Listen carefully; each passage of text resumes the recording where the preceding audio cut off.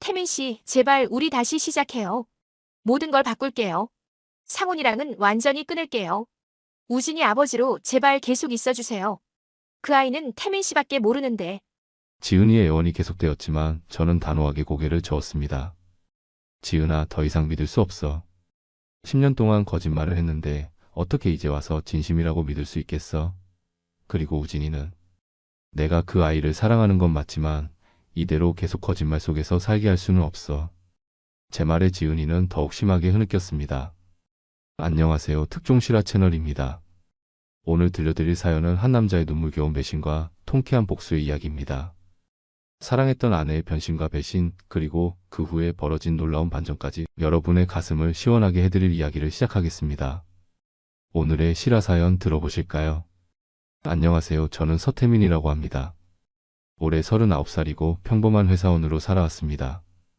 적어도 최근까지는 그랬죠. 제 이야기를 들려드리려 합니다. 누군가에게는 교훈이 될 수도, 또 누군가에게는 위로가 될 수도 있을 이야기예요. 고민 끝에 이렇게 사연을 보내게 되었는데 제 경험이 비슷한 상처를 겪은 분들에게 조금이나마 도움이 되길 바랍니다. 10년 전 저는 김지은이라는 여자를 만나 결혼했습니다. 처음 그녀를 봤을 때의 느낌을 아직도 기억해요. 맑은 눈동자에 사랑스러운 미소, 그리고 따뜻한 마음씨까지. 완벽한 여자였죠. 우리는 회사 근처 카페에서 우연히 만났습니다.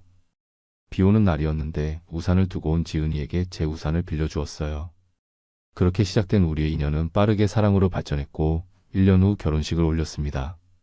모든 것이 마치 동화처럼 완벽했어요. 결혼 1년 후 우리 부부에게 아들 우진이가 태어났어요. 그때의 기쁨이란 말로 표현할 수 없을 정도였죠. 작은 손가락을 꼭 잡았을 때 세상을 다 가진 것 같았습니다. 분홍빛 얼굴로 울음을 터뜨리던 그 순간이 지금도 생생해요. 지은이의 땀에 젖은 머리카락을 쓰다듬으며 고마워, 정말 고마워라고 속삭였던 그날, 저는 진정한 행복이 무엇인지 알게 되었습니다. 우진이는 태어나자마자 온 가족의 사랑을 한 몸에 받았어요. 제 부모님은 첫 손주의 탄생에 너무 기뻐하셨고 지은이의 부모님도 마찬가지였죠.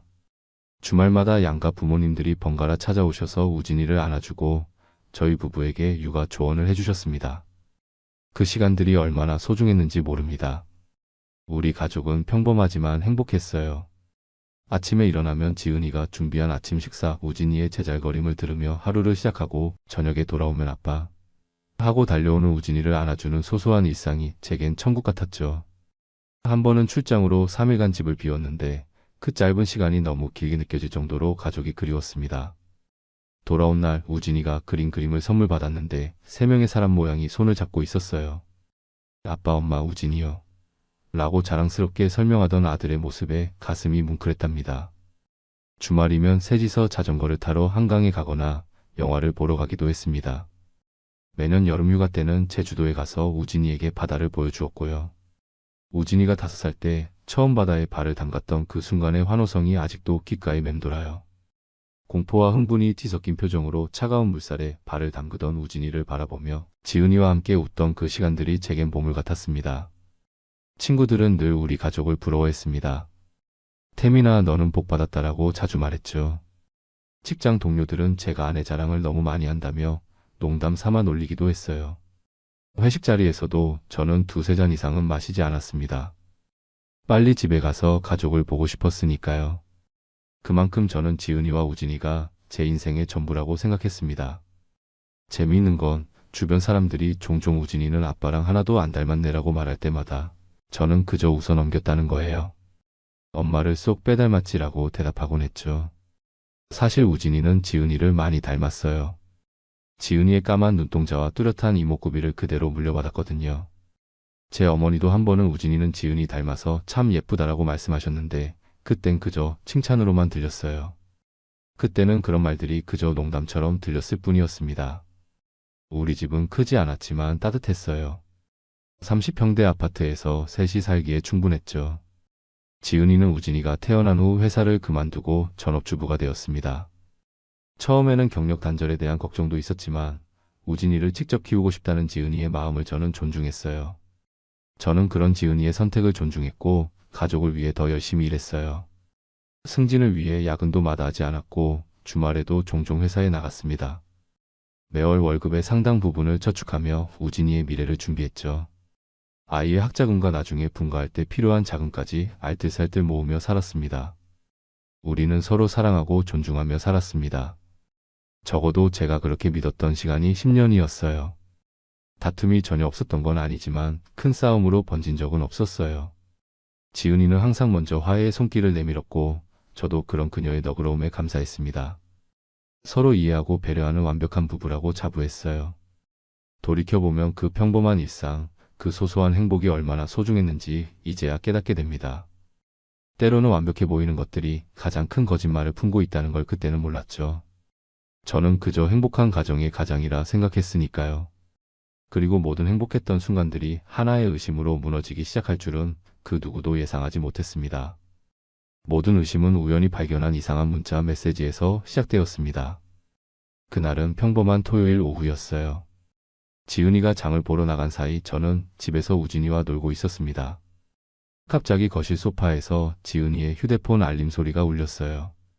평소 같았으면 신경 쓰지 않았겠지만 최근 지은이가 자주 문자를 확인하고는 미소를 짓는 모습이 눈에 띄었던 터라 무심코 화면을 봤습니다. 오늘도 생각나. 지난주 만남이 너무 행복했어. 다음 주에 또 볼 수 있지? 같은 시간 같은 장소에서. 발신자는 상무님이라고 저장되어 있었어요. 순간 가슴이 철렁 내려앉았습니다. 지은이는 전업주부인데 무슨 상무님? 그리고 저런 친밀한 문자를. 혹시 직장 동료로 위장한 누군가와 만나고 있는 걸까? 이런 의심이 들자마자 머릿속이 하얘졌어요. 처음에는 내가 너무 예민하게 구는 건가? 라는 생각도 들었습니다. 지은이가 친구들과 만나는 것을 막은 적도 없고 그녀를 충분히 신뢰했으니까요. 하지만 그 문자의 어조, 그리고 같은 시간, 같은 장소라는 표현이 자꾸 마음에 걸렸습니다. 마치 정기적인 만남이 있는 것처럼 들렸거든요. 그날 저녁 우진이가 잠든 후 지은이에게 물어봤어요. 오늘 문자 온 거 봤는데 상무님이 누구야? 지은이의 표정이 순간 굳었다가 이내 자연스러운 미소로 바뀌었습니다. 아, 그거. 예전에 다니던 회사 상무님이야. 여성 취업 지원 프로그램 때문에 가끔 연락하셔. 그 대답은 자연스러웠지만 뭔가 석연치 않은 느낌이 들었어요. 그날 밤 아내와 아들이 잠든 후 가만히 생각에 잠겼습니다. 지은이가 거짓말을 하는 건 아닐까? 그동안 눈치채지 못했던 다른 징후들은 없었을까? 기억을 더듬어 보니 최근 몇 달간 지은이의 행동에 미묘한 변화가 있었다는 것을 깨달았어요. 갑자기 외모에 신경 쓰기 시작했고 친구 모임이라며 외출하는 빈도가 늘었으며 가끔은 제 귀가 시간을 미리 확인하기도 했죠. 다음날 출근길 머릿속은 온통 그 문자와 지은이의 행동에 대한 생각뿐이었습니다. 회사에서도 일에 집중할 수 없어서 결국 점심시간에 회사 근처 공원에 나가 혼자 벤치에 앉아 생각을 정리했어요. 그래, 확실한 증거도 없이 의심만 하는 건 옳지 않아. 지은이를 믿자. 그렇게 마음을 다잡고 일상으로 돌아갔습니다. 하지만 그 결심은 오래가지 못했어요. 집에 돌아오니 지은이가 황급히 전화를 끊는 모습이 보였거든요. 누구랑 통화했어? 물었더니 또다시 순간적으로 당황하는 기색을 보이더니 엄마라고 대답했습니다. 그 순간 저는 직감적으로 뭔가 잘못되었다는 것을 느꼈어요. 그날 밤부터 저는 지은이의 행동을 자세히 관찰하기 시작했습니다. 그녀가 전화를 받을 때 살짝 목소리를 낮추는 것, 문자가 오면 저를 흘깃보고 나서 확인하는 것, 갑작스럽게 외출이 잦아진 것. 모든 것이 수상해 보였어요. 하지만 여전히 확실한 증거는 없었습니다. 일주일 후 저는 결단을 내렸어요.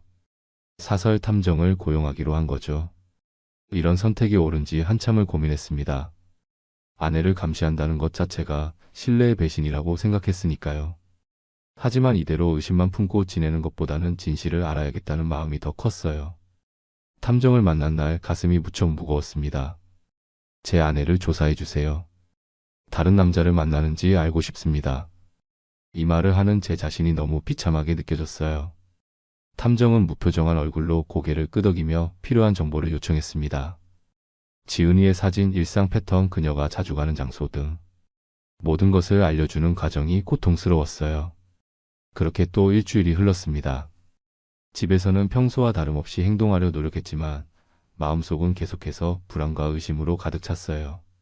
매일 아침 지은이가 볼에 키스할 때마다, 우진이와 함께 웃을 때마다 이게 다 진실일까? 아니면 연기일까? 라는 의문이 들었습니다. 드디어 탐정으로부터 첫 보고를 받았어요.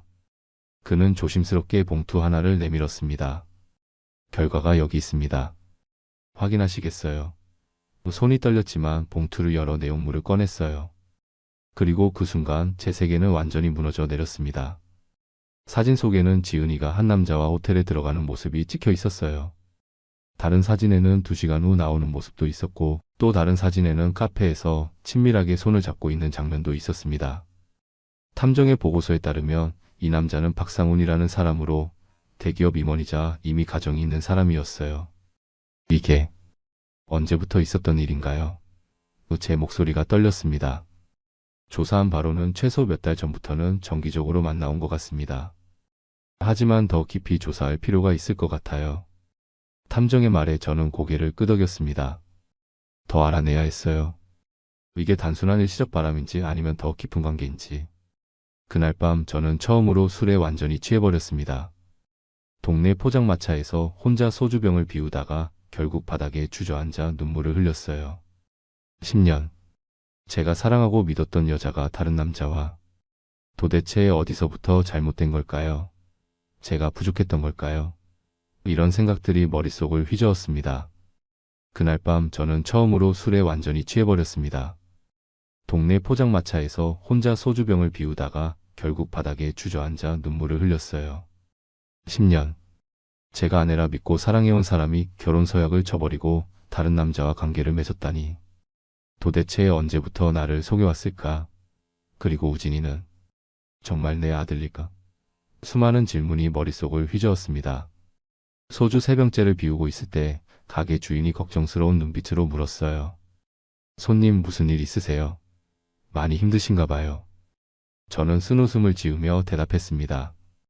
제가 아는 줄 알았던 모든 것이 거짓말이었어요. 주인은 더 이상 묻지 않고 소주 1병을 더 가져다 주었죠. 때로는 낯선 이의 침묵이 가장 큰 위로가 되는 법이죠. 머릿속에는 온갖 생각이 뒤엉켰습니다. 아침마다 우진이를 학교에 데려다 주던 순간들, 아파서 울 때 밤새 안고 있었던 기억들, 첫 운동회에서 달리기를 할 때 응원하던 순간들. 그 모든 것이 마치 영화의 한 장면처럼 스쳐 지나갔어요. 그리고 지은이와의 추억들. 결혼식 날 눈물 흘리던 그녀의 모습, 우진이를 낳고 기뻐하던 순간, 주말마다 함께했던 산책. 그 모든 것이 거짓이었을까요? 집에 돌아왔을 때는 이미 새벽 2시였어요. 지은이는 걱정스러운 표정으로 현관에서 저를 기다리고 있었습니다. 태민 씨 무슨 일 있어요? 전화도 안 받고. 그 순간 지은이의 목소리가 너무 낯설게 들렸어요. 10년간 함께 살았던 사람인데 마치 처음 보는 타인 같았죠.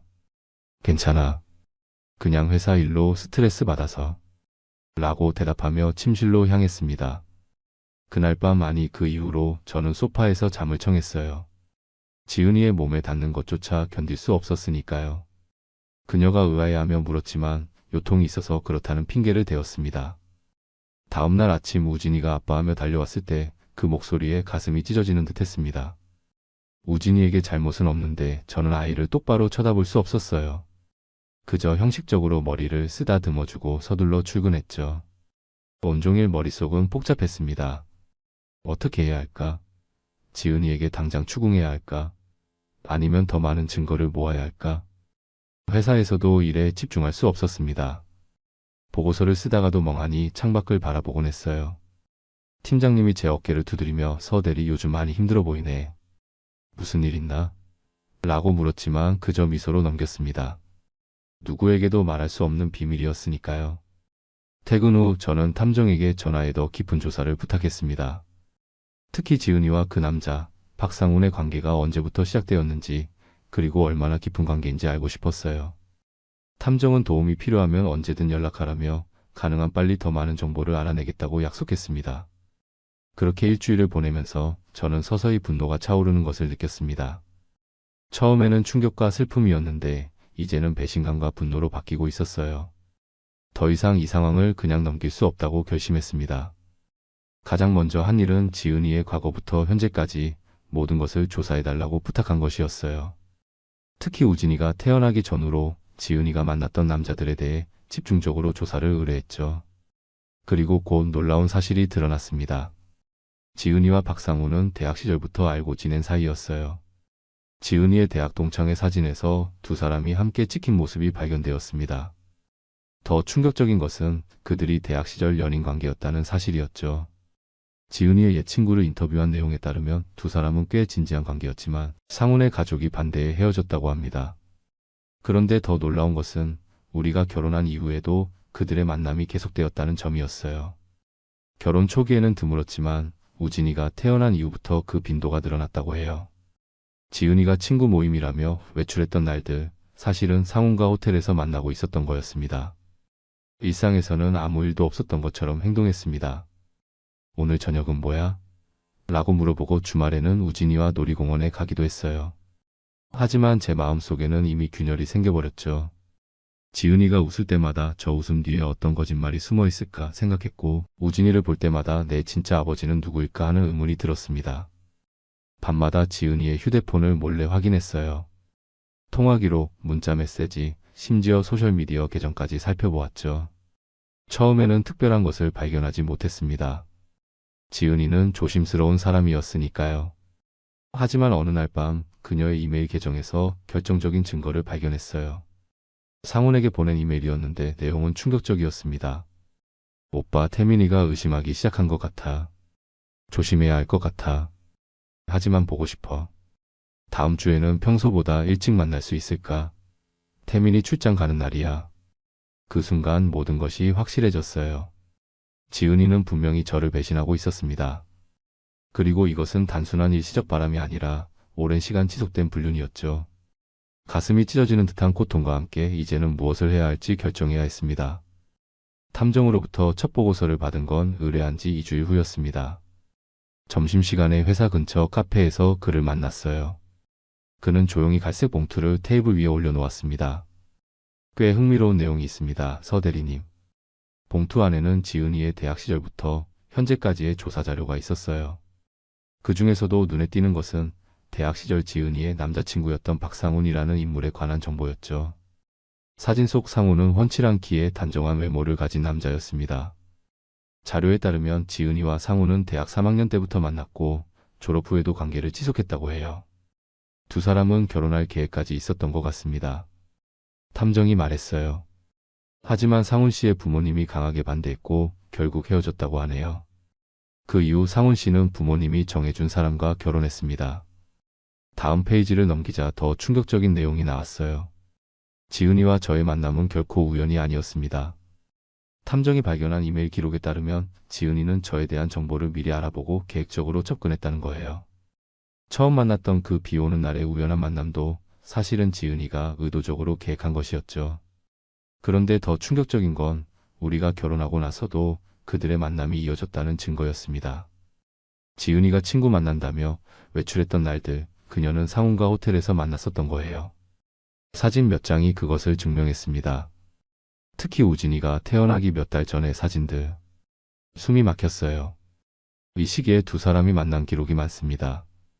탐정이 특정 날짜들이 표시된 캘린더를 보여주었어요. 특히 우진이가 태어나기 전 1년 동안 정기적으로 만났다는 증거가 있어요. 이 말이 무슨 의미인지 너무나 명확했습니다. 우진이의 진짜 아버지는 저가 아닐 가능성이 높았어요. 순간 머리가 하얘지는 듯 했습니다. 10년간 내 아들이라 믿고 키웠던 아이가 사실은 아내의 불륜 상대의 아이일 수도 있다니. 가장 최근의 만남은 단 한 달 전이었습니다. 지은이가 고등학교 동창회라며 밤늦게 돌아왔던 그날, 그녀는 강남의 한 호텔에서 상훈과 4시간을 보냈더군요. 사진 속에는 호텔에 들어가는 두 사람, 그리고 나오는 모습이 찍혀 있었습니다. 더 조사할 내용이 있습니다. 탐정이 말했어요. 이 박상훈이라는 사람 현재 대기업 임원으로 일하고 있고 기혼자입니다. 부인과 두 아이가 있죠. 그날 저녁 저는 집에 돌아가는 대신 한강변을 홀로 걸었습니다. 머릿속이 복잡했어요. 지은이는 적어도 10년 넘게 저를 속여왔던 겁니다. 우진이의 진짜 아버지는 박상훈. 그렇다면 지은이가 저와 결혼한 이유는 무엇일까? 도대체 왜? 강변에 앉아 흐르는 물을 바라보며 생각에 잠겼어요. 제 인생이 송두리째 흔들리는 느낌이었습니다. 결혼한 지 10년 그 시간 동안 제가 진심으로 사랑하고 의지했던 사람이 이런 배신을 했다니. 그리고 우진이 제가 정성껏 키우고 사랑했던 그 아이가 제 친자가 아닐 수도 있다니. 복잡한 감정이 몰려왔습니다. 분노, 배신감, 슬픔, 그리고 혼란까지. 도대체 어떻게 해야 할까요? 당장 집으로 돌아가 지은이를 추궁해야 할까? 아니면 더 많은 정보를 모아야 할까? 머릿속이 복잡했지만 한 가지는 확실했어요. 더 이상 예전과 같은 삶으로 돌아갈 수는 없다는 것. 다음날 저는 탐정에게 추가 조사를 의뢰했습니다. 특히 지은이가 저와 결혼하게 된 동기에 집중해달라고 요청했어요. 왜 저를 선택했고 왜 이런 배신을 했는지 알고 싶었습니다. 회사에서는 연차를 내고 홀로 시간을 보냈어요. 친구에게 연락해 만나자고 했지만 막상 만나서는 무슨 말을 해야 할지 몰랐습니다. 내 아내가 10년간 날 속이고 있었어. 그리고 내 아들은 아마 다른 남자의 아이일 거야. 이런 말을 어떻게 꺼낼 수 있을까요? 결국 맥주 몇 잔만 마시고 일찍 헤어졌습니다.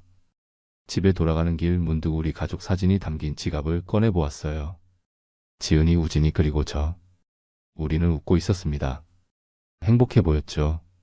하지만 그 행복은 거짓이었고 우리 가족의 기반은 배신 위에 세워진 것이었습니다. 눈물이 나려는 것을 참으며 집으로 향했어요. 그리고 일주일 후 또 다른 충격적인 사실을 알게 되었습니다. 서 대리님 부인께서 결혼 전에 의도적으로 대리님을 찾아간 정황이 있습니다. 탐정이 보여준 자료에 따르면 지은이는 제가 다니던 회사 근처 카페에서 우연히 저를 만났던 게 아니었어요. 그것은 철저히 계획된 만남이었죠. 더 놀라운 것은 그 이유였습니다. 대리님 가족이 부동산 재벌이란 걸 알고 계셨나요? 처음에는 그 말이 무슨 뜻인지 이해할 수 없었어요. 우리 집은 평범한 중산층이었고 부모님은 소규모 가게를 운영하는 소상공인이었으니까요. 하지만 탐정이 보여준 자료는 충격적이었습니다. 제 할아버지가 강남 일대의 건물 여러 채를 소유하고 있었고 그것이 제 아버지를 거쳐 저에게 상속될 예정이었다는 거예요. 아버지는 그 사실을 알고 있었지만 저에게는 말하지 않았다고 합니다. 너는 내 실력으로 성공해야 한다는 교육 방침 때문이었죠. 부인께서는 이 사실을 어떻게 알았던 걸까요? 제가 물었어요. 지인을 통해서입니다. 부인의 대학 선배가 부동산 업계에 있었고 그 사람을 통해 대리님 가족의 재산 상황을 알게 된 것 같아요. 그리고 전 남자친구 박상훈과 함께 접근 계획을 세운 흔적이 있습니다. 그들이 주고받은 이메일에는 저에 관한 정보와 접근 방법까지 상세히 적혀 있었어요. 부잣집 아들이지만 본인은 모르는 것 같음. 순진하고 진지한 성격이라 쉽게 넘어올 것. 결혼까지 목표로 접근할 것. 그렇다면 지은이는 저의 숨겨진 재산을 노리고 접근했던 겁니다. 그녀는 상훈과의 관계를 유지하면서도 경제적 안정을 위해 저와 결혼했던 거예요. 그리고 우진이는 그 계획의 부산물이었던 셈이죠. 제 세계가 무너져 내렸습니다. 믿었던 모든 것이 거짓이었어요. 우리의 첫 만남, 연애, 결혼, 가족. 모든 것이 지은이의 치밀한 계획이었던 겁니다. 이제 저는 무엇을 해야 할까요? 한 가지 확실한 것은 더 이상 침묵할 수 없다는 것이었습니다. 진실을 마주하고 그에 맞는 행동을 취할 때가 왔어요. 지은이와 상훈, 그들의 배신에 대한 응징이 필요했습니다. 그리고 무엇보다 제 인생을 되찾아야 했어요. 진실을 알게 된 후에도 저는 아무 일 없는 듯 가정생활을 이어갔습니다. 아침에 일어나서 오늘도 좋은 하루 보내라고 지은이에게 말하고 우진이의 머리를 쓰다듬어주며 출근했어요. 그러나 내면에서는 분노와 복수심이 점점 커져갔습니다. 복수는 냉정하게 계획해야 한다고 생각했어요. 감정에 휩쓸려 성급하게 행동하면 오히려 제가 불리해질 수 있으니까요. 우선 모든 증거를 확실히 확보하고 법적으로도 유리한 위치에 서야 했습니다. 탐정을 통해 지은이와 상훈의 관계에 대한 더 많은 증거를 모았어요. 그들의 문자 메시지, 통화 기록, 만남의 증거, 사진까지. 모든 것을 하나하나 수집했죠. 특히 최근 몇 개월간의 만남 기록은 상간자 소송의 결정적인 증거가 될 거라고 생각했습니다. 동시에 친자 확인 검사도 몰래 진행했어요. 우진이의 머리카락 몇 가닥과 제 구강 세포를 채취해 검사를 의뢰했죠. 이 결과야말로 가장 큰 폭탄이 될 것이라고 생각했습니다. 또한 법적 대응을 위한 준비도 시작했어요. 변호사를 만나 상간자 소송과 이혼 절차에 대해 상담했습니다. 변호사는 제가 모은 증거들을 보고 승소 가능성이 높다고 말했어요. 특히 상대방이 기혼자라면 더 유리합니다. 기혼자의 외도는 배상 금액이 더 커질 수 있어요. 집에서는 여전히 완벽한 남편과 아버지 역할을 연기했습니다. 때로는 연기하는 제 자신이 혐오스럽기도 했어요. 하지만 복수를 위해서는 필요한 과정이라고 스스로를 설득했죠. 지은이는 여전히 아무것도 모르는 듯 했습니다. 아니, 어쩌면 알고 있었을지도 모르죠. 그녀도 저만큼이나 좋은 배우였으니까요. 태민 씨, 주말에 우진이 학예회가 있어요. 꼭 시간 내서 와주세요. 지은이가 달력에 동그라미를 치며 말했어요. 저는 미소로 답했습니다. 당연하지. 우리 아들 공연인데 당연히 가야지. 그 순간 우리 아들이라는 말이 목 안에서 걸렸지만 티 내지 않으려 했었어요. 우진이의 학예회 날 저는 일부러 꽃다발을 들고 갔습니다. 우진이가 열심히 노래하는 모습을 보며 마음이 아팠어요. 이 아이에게는 잘못이 없는데. 그렇게 생각하면서도 한편으로는 이 아이는 내 아들이 아니야 라는 생각이 자꾸 머릿속을 맴돌았죠. 학예회가 끝나고 함께 식사를 하는 동안 지은이는 계속해서 우진이를 칭찬했어요. 우리 아들 정말 잘했죠. 태민 씨 닮아서 그런가 발표도 정말 자신감 있게 하더라고요. 그 말을 들으며 입안에서 음식이 쓴맛으로 변했습니다. 지은이의 뻔뻔함이 놀라울 정도였어요. 그러던 중 예상치 못한 일이 일어났어요. 아버지로부터 전화가 왔습니다. 태민아, 이제 때가 됐다. 너에게 할 이야기가 있어. 주말에 부모님 댁을 찾아갔을 때 아버지는 할아버지의 유산에 대해 모든 것을 말씀해 주셨습니다. 할아버지가 남기신 강남 일대의 건물들, 그리고 그것이 이제 공식적으로 저에게 상속된다는 사실을요. 내 할아버지는 자수성가한 분이셨다. 처음에는 작은 구멍가게로 시작해서 조금씩 부동산을 사 모으셨지. 나는 네가 그 재산에 의존하지 않고 스스로의 힘으로 살아가길 바랐다. 아버지의 말씀에 복잡한 감정이 들었어요. 한편으로는 이 사실을 진작 알았더라면 지은이의 계략에 넘어가지 않았을 텐데 하는 아쉬움도 있었지만, 다른 한편으로는 이제 완벽한 복수를 할 수 있는 기회가 왔다는 생각에 묘한 희열을 느꼈습니다. 그래서 이번 달부터 본격적으로 부동산 관리를 네가 맡게 될 거야. 법적 절차는 이미 다 마무리됐고 이제 내 이름으로 등기부가 바뀌게 된다. 아버지의 말씀을 듣고 있자니 지은이가 왜 저를 선택했는지 더욱 명확히 이해할 수 있었어요. 그녀는 이 모든 것을 알고 있었던 거죠. 집으로 돌아와서도 평소처럼 행동했어요. 지은이는 제가 달라진 것을 눈치채지 못했죠. 그녀는 여전히 완벽한 아내, 어머니 역할을 연기하고 있었어요. 태민 씨, 오늘은 태민 씨가 좋아하는 갈비찜 해봤어요. 식탁에 앉아 그녀가 준비한 음식을 먹으면서도 저는 속으로 비웃고 있었습니다. 곧 내 가면이 벗겨질 텐데. 친자 확인 검사 결과가 드디어 나왔습니다. 예상대로 우진이는 제 친자가 아니었어요. 확률적으로 제로에 가까운 수치가 나왔죠. 이제 의심의 여지가 없었습니다. 우진이는 상훈의 아이였어요. 결과를 받고 차 안에서 한참을 울었습니다. 아무리 각오했다고 해도 실제로 결과를 보니 가슴이 미어지는 듯 했어요. 그 무렵 상속 절차가 마무리되면서 저는 단숨에 수백억대 자산가가 되었어요. 언론에도 소식이 알려졌고 회사 동료들은 놀라움을 감추지 못했습니다. 서대리 몰랐어요. 이런 재산이 있는 줄은. 동료들이 달라진 시선으로 저를 바라봤지만 저는 별일 아니라는 듯 웃어넘겼습니다. 지은이 역시 충격을 받은 듯 했죠. 태민 씨, 이런 중요한 일을 왜 말하지 않았어요? 그녀의 눈빛이 달라진 것을 느낄 수 있었어요. 욕심과 탐욕이 그대로 드러났죠. 갑자기 더 자주 스킨십을 시도하고 제 말에 더 열심히 웃고 평소보다 더 정성스럽게 음식을 차려주었어요. 마치 초기 연애 시절로 돌아간 것처럼요. 그날 밤 지은이는 처음으로 오랜 시간 동안 저에게 다가왔습니다. 달콤한 향수 냄새를 풍기며 우리 이제 좋은 집으로 이사할 수 있겠네요 라고 말했어요. 내심 역겨웠지만 저는 미소를 지으며 그래, 곧 새로운 삶이 시작될 거야 라고 대답했습니다. 물론 그녀가 상상하는 것과는 전혀 다른 의미로요. 이제 모든 준비는 끝났습니다. 증거는 충분했고 법적 절차도 준비되어 있었어요. 할아버지의 유산 덕분에 경제적 걱정도 없었죠. 이제 남은 것은 지은이의 가면을 벗기고 그녀와 상훈에게 마땅한 대가를 치르게 하는 일뿐이었습니다. 그날 밤 거울 앞에 서서 제 얼굴을 바라보며 다짐했어요. 이제 진짜 게임이 시작된다. 10년간의 거짓말과 배신에 대한 복수, 그 시작이 코앞에 다가왔습니다. 드디어 행동에 옮길 때가 왔습니다. 먼저 상간자 소송을 접수했어요.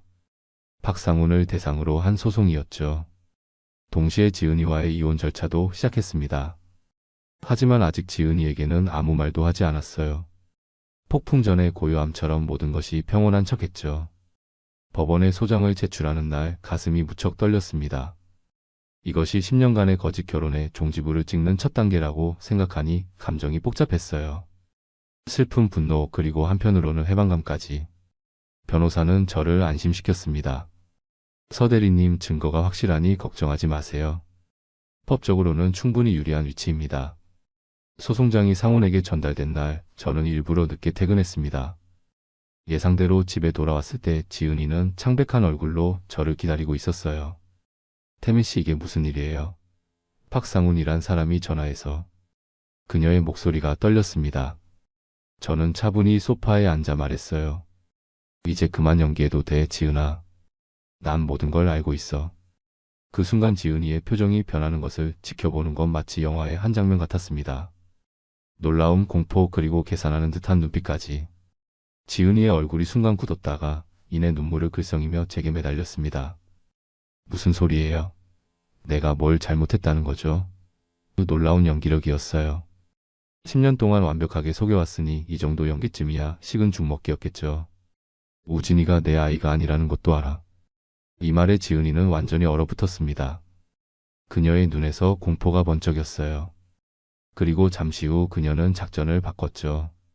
그게 무슨 말도 안 되는. 물론 우진이는 당신 아이예요. 어떻게 그런 생각을. 눈물을 흘리며 필사적으로 부정했지만 이미 늦었습니다. 저는 조용히 서류 봉투를 꺼내 테이블 위에 올려놓았습니다.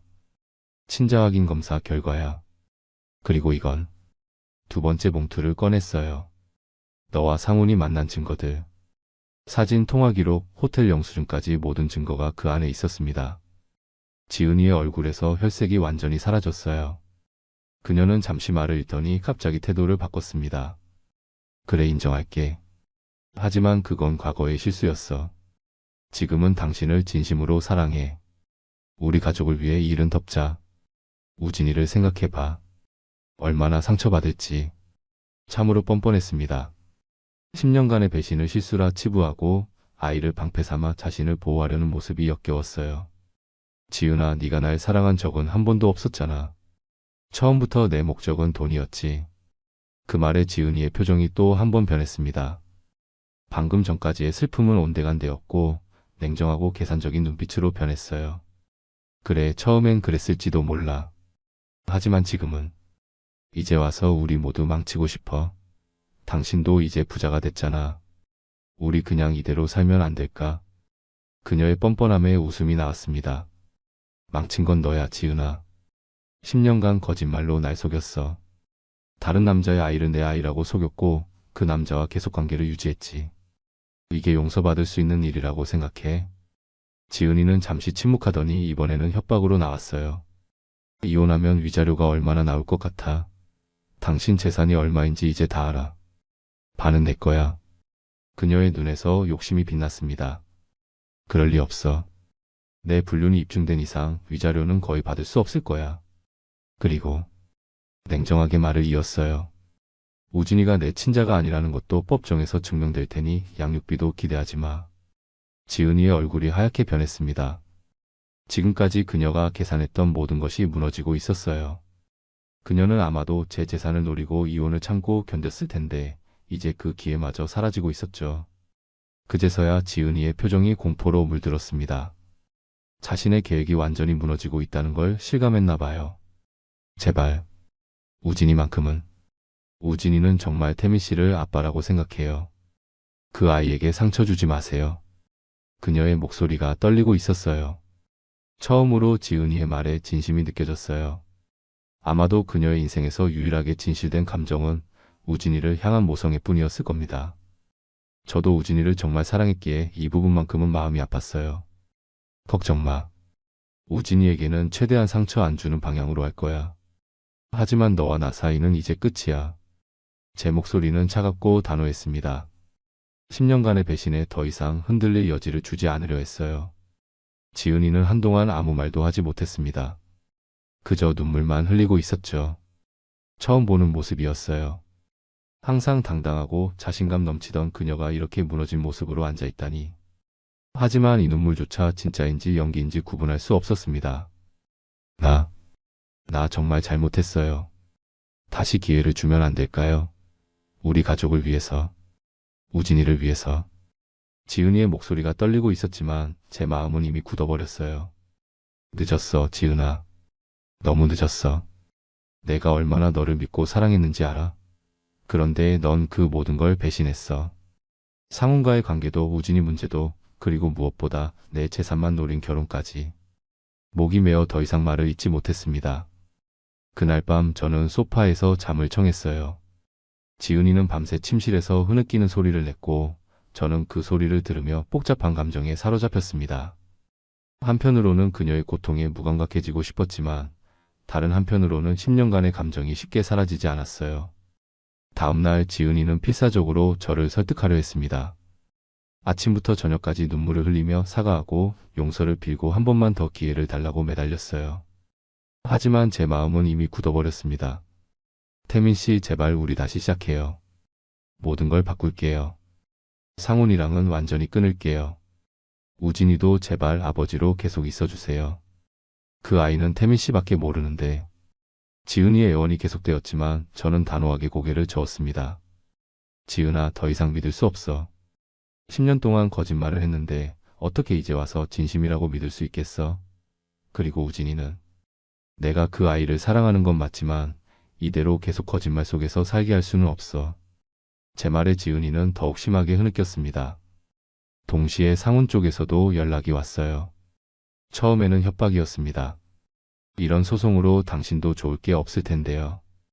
그는 전화로 저에게 겁을 주려 했어요.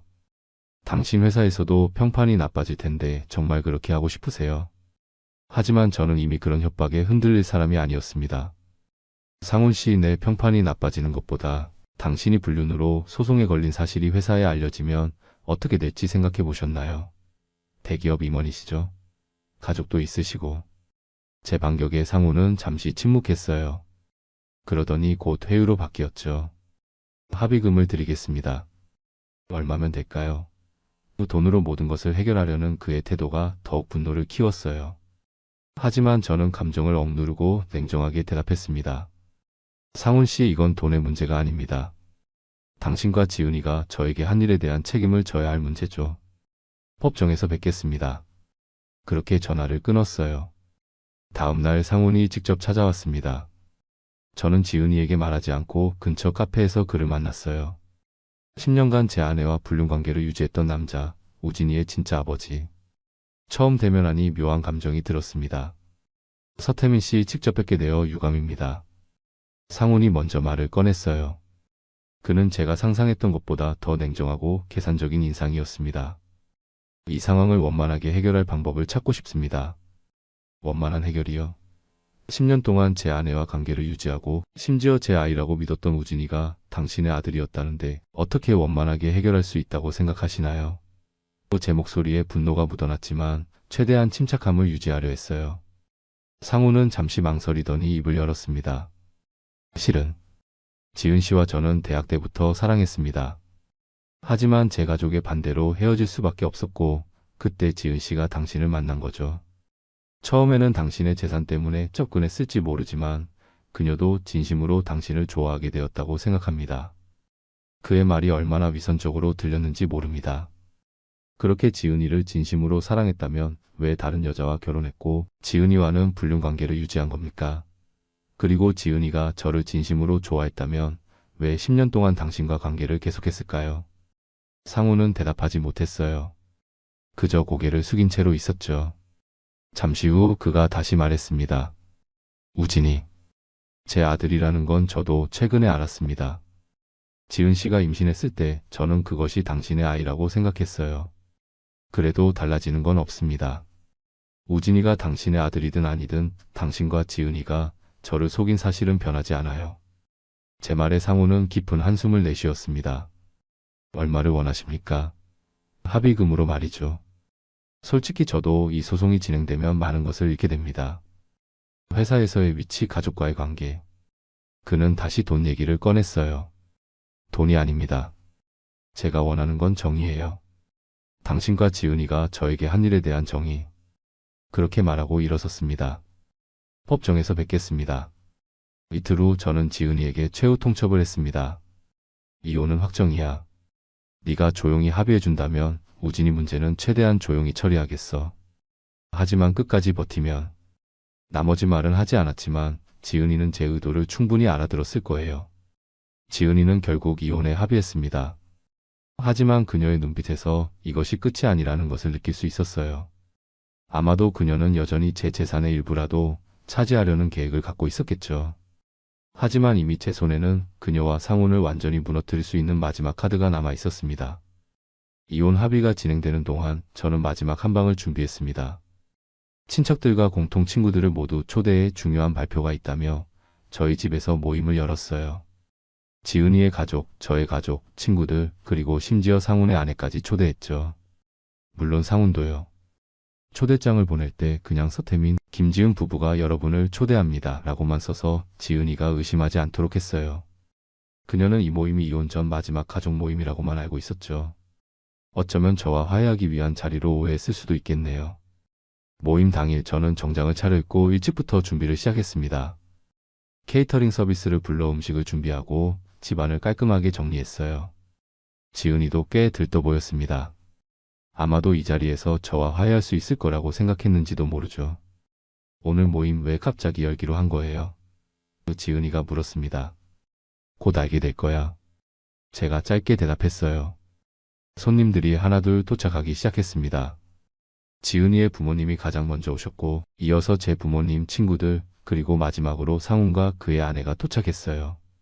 상훈의 얼굴에는 불안함이 역력했지만 그는 남들 앞에서 태연한 척하려 애쓰고 있었습니다.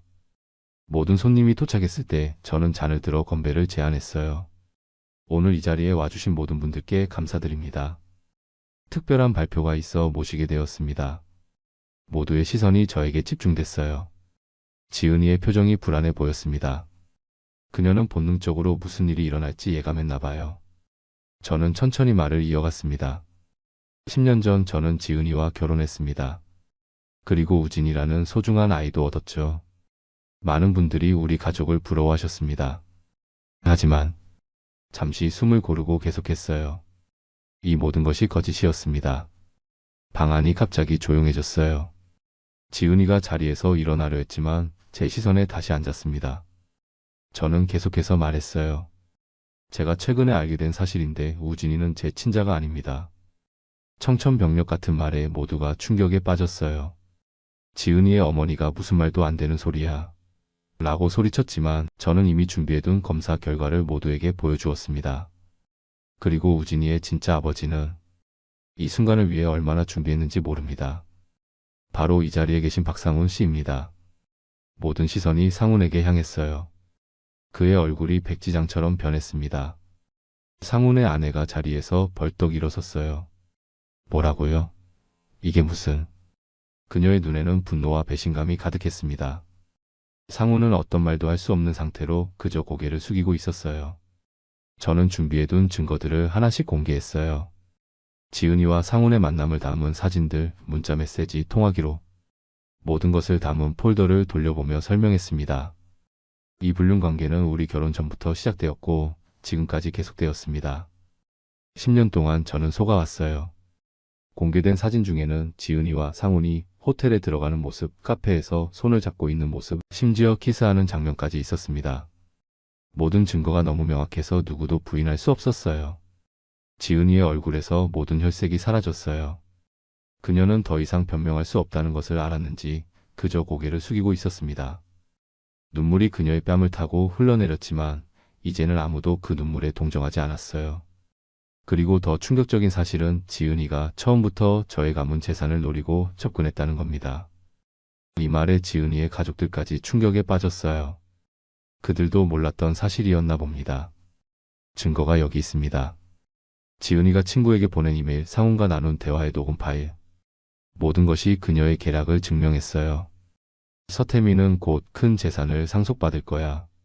난 그때까지만 참으면 되라는 그녀의 목소리가 녹음 파일에서 흘러나왔습니다. 그 순간 지은이의 아버지가 벌떡 일어났어요. 지은아, 이게 다 사실이니? 그의 목소리는 떨리고 있었습니다. 지은이는 고개를 들지 못하고 그저 흐느낄 뿐이었죠. 그녀의 침묵이 모든 것을 말해주고 있었습니다. 이런 딸을 키운 제 책임입니다. 지은이 아버지가 깊이 고개를 숙였어요. 태민군 정말 미안하네. 우리 딸이 이런 짓을 할 줄은. 그는 말을 잇지 못했습니다. 상훈의 아내는 분노로 가득 찬 눈으로 남편을 노려보았어요. 당신, 이게 처음이 아니죠. 늘 의심했지만 이렇게까지. 그녀의 목소리가 떨렸습니다. 더 이상 당신과 살 수 없어요. 오늘부로 우리 끝이에요. 그렇게 말하고 그녀는 자리를 박차고 나갔습니다. 상훈은 뒤쫓아 가려 했지만 발걸음이 무거웠어요. 그는 모두에게 한번 고개를 숙이고는 아내의 뒤를 따라 나갔습니다. 그의 모습은 더 이상 당당한 대기업 임원이 아니라 모든 것을 잃은 남자의 모습이었죠. 모임은 완전한 혼돈 속에 끝이 났어요. 지은이의 부모님은 딸의 행동에 망연자실했습니다. 제 부모님은 분노와 실망감의 말을 잇지 못했어요. 무엇보다 이 자리에 있었던 모든 사람들의 시선 속에서 지은이와 상우는 완전히 망신을 당했죠. 어머니, 아버지, 그리고 이 자리에 계신 모든 분들께 이런 모습을 보여드려 죄송합니다. 제가 마지막으로 말했어요. 하지만 저는 더 이상 거짓 속에서 살 수 없었습니다. 이제부터 새로운 삶을 시작하려고 합니다. 그날 밤 지은이는 짐을 싸서 자기 부모님 집으로 돌아갔습니다. 우진이도 함께요. 아이에게는 엄마 아빠가 잠시 떨어져 있기로 했어라고만 설명했어요. 비록 제 아이는 아니었지만 우진이를 보내는 순간 가슴이 찢어지는 듯 했습니다. 하지만 이것이 최선이라고 스스로를 위로했어요. 다음날 아침 상훈의 회사에서는 그의 불륜 스캔들이 알려지며 사직서를 제출하라는 압박을 받았다는 소식이 들렸습니다. 지은이 역시 우리 공통 친구들과 지인들로부터 완전히 외면당했죠. 이제 그들은 사회적으로 완전히 고립되었습니다. 복수는 달콤했지만 그 이후의 공허함은 예상치 못했어요. 집으로 돌아와 텅 빈 공간을 바라보며 문득이 모든 것이 무슨 의미가 있었는지 의문이 들었습니다. 하지만 곧 이것이 진실을 위한 필요한 과정이었음을 다시 한번 되새겼어요. 이혼 절차는 예상보다 빨리 진행되었습니다. 지은이는 더 이상 저항하지 않았어요. 아마도 모든 것이 공개된 후에는 더 이상 잃을 것이 없다고 생각했나 봅니다. 재산 분할에서도 그녀는 거의 아무것도 받지 못했죠. 불륜이 증명된 이상 법원은 제 편을 들어주었으니까요. 변호사가 최종 합의안을 가져왔을 때 마음이 묘하게 착잡했어요. 10년간의 결혼 생활이 이렇게 차갑고 사무적인 서류 몇 장으로 정리된다는 것이 비현실적으로 느껴졌습니다. 하지만 이제 더 이상 돌이킬 수 없다는 것도 알고 있었어요. 서 대리님, 이것으로 모든 절차가 마무리됩니다. 이혼 판결은 이미 확정되었고 재산 분할도 거의 당신에게 유리하게 끝났어요. 지은 씨는 약간의 위자료만 받게 됩니다. 변호사의 말에 고개를 끄덕였습니다. 동시에 상간자 소송도 승소했습니다. 상우는 거액의 손해배상금을 지불해야 했고 이로 인해 그의 재정 상태는 완전히 무너졌어요. 들리는 소문에 의하면 그는 강남의 고급 아파트를 팔고 서울 외곽으로 이사했다고 합니다. 그의 부인과도 이혼했죠. 상훈 씨가 손해배상금을 한 번에 지불하기 어려울 것 같다며 분할 납부를 요청했습니다. 변호사가 알려왔어요. 어떻게 하시겠습니까? 잠시 생각한 후 답했습니다. 분할 납부해도 좋습니다. 하지만 이자는 붙이세요. 어쩌면 너무 냉정하게 들릴지도 모르지만 그것이 그가 저에게 한 일에 대한 최소한의 대가라고 생각했어요. 지은이 역시 힘든 시간을 보내고 있다고 들었습니다. 그녀의 배신 이야기가 널리 퍼지면서 친구들도 거의 남아있지 않았고 직장을 구하는 것도 어려워졌다고 해요. 한때 제가 사랑했던 사람이 이렇게 몰락하는 것을 지켜보는 것은 묘한 감정을 불러일으켰습니다. 복수심과 동정심이 뒤섞인 기분이었죠. 그녀와 상우는 결국 함께하게 되었지만 그것은 사랑이 아니라 세상에 남은 선택지가 그것밖에 없었기 때문이었겠죠.